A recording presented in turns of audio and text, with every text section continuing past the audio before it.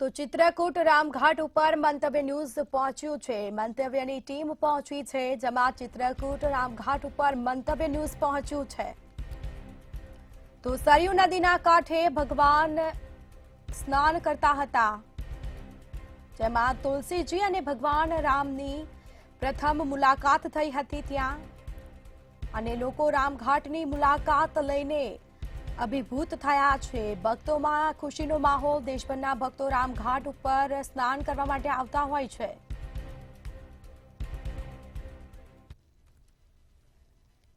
રામઘાટની અંદર તમામ જે લોકો છે તે અલગ અલગ ભગવાન શ્રી રામના મંદિરના દર્શન કર્યા છે, સાથે સરયુ ઘાટની અંદર અને રામઘાટ જે છે સરયુ નદી છે, અને સાથે અત્યારે મોડી રાત સુધી છે તેઓ બોટિંગની પણ મજા માણે છે, સાથે સાથે ભગવાનની ભક્તિ પણ કરતા જોવા મળે છે। અલગ અલગ જે દેશના રાજ્યોમાંથી આવેલા જે લોકો છે તે ભગવાનની પૂજા અર્ચન કરીને खुशी પણ અનુભવી રહ્યા છે।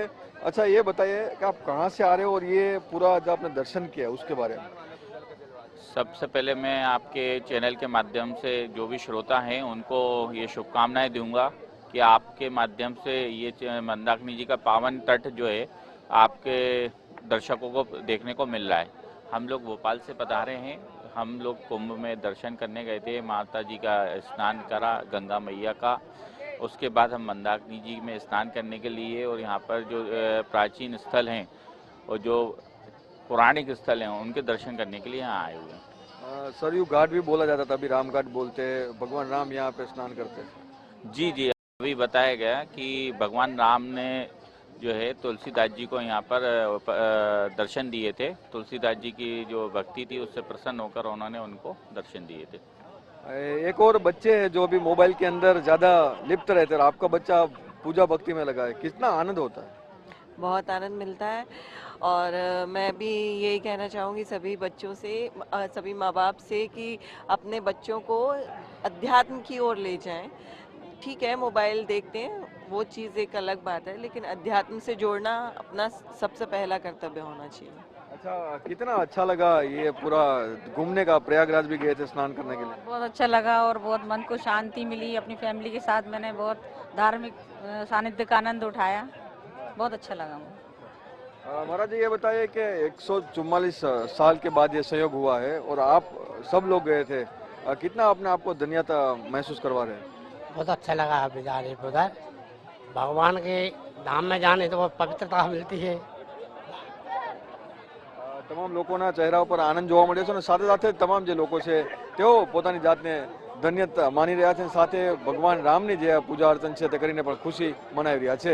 કેમેરામેન યોગેશ જયસ્વાલ સાથે મીર દુધરેજા, મંતવ્ય ન્યૂઝ, ચિત્રકૂટ। પ્રયાગરાજના દર્શન ખાસ કરીને જેમાં વધારે જોવા મળ્યું છે, અને ખાસ કરીને એ પણ વધારે જોવા મળ્યું છે કે 4 ની અંદર 3 જેટલા જે ગુજરાતીઓ છે, અત્યારે મારી સાથે જોઈ રહ્યા છો રામઘાટની અંદર તમામ જે ગુજરાતી મિત્રો છે તેઓ પણ દર્શન કરવા માટે આવ્યા છે, અને સાથે સાથે પ્રયાગરાજની અંદર તેઓ સ્નાન પણ કરવાના છે। પોતાની જાતને ધન્ય માનતા છે, કારણ કે ભગવાનને મળીને આવી રહ્યા છો। ઉજ્જૈનથી પ્રવાસ અહીંયા રામઘાટ સુધી પહોંચ્યો છે। हाँ जी जरूर। उज्जैन पहला दर्शन કર્યા, મહાકાળેશ્વરના, પછી મહાકાલના દર્શન, કાલ ભૈરવના દર્શન કર્યા, ત્યાર પછી અમે ચિત્રકૂટમાં લીધું, અનસોયા આશ્રમ લીધો, અને બધા સમજો કે ભગવાન રામની ભૂમિમાં આવ્યા છે તો ધન્યતા અનુભવી રહ્યા છે અત્યારે। જે પ્રમાણે રામ મંદિર અયોધ્યા બની ગયું છે અને સાથે સાથે આપણે રામઘાટ ઉપર દર્શન કરી રહ્યા છે, કેટલો આનંદ! અને હવે તમે પ્રયાગરાજ જવાના છો?